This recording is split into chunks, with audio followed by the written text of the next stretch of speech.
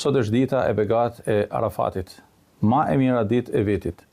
Ditë në të cilën Zoti i Gjithësisë sheh me mëshirën e Tij, me bujarinë, me faljen e Tij të pakufishme vëllezërit dhe motrat tanë në fushën e Arafatit, por na sheh të gjithëve ne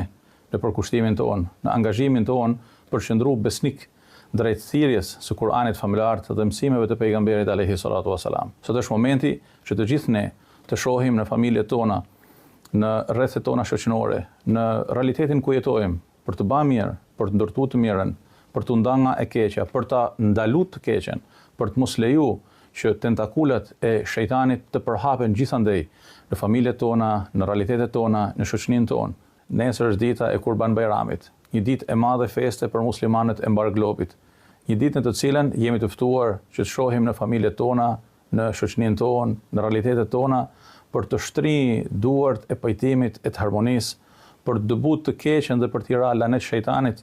për të pa gëzimin në fytyrat tona e mbi të gjitha, për të gëzuar zemrat tona me besimin në Zotin një, e për të afruar moment pas momenti, e kohë pas kohe, me dritën e Tij e pas udhëzimit të Tij që jetës sonë i jep kuptimet e vërteta të fjalës jetë. Ju uroj me zemër dhe lutem që Allahu fuqiplot ta bekojë Shkodrën tonë, banorët e saj, dhe të na falë mëshirë dhe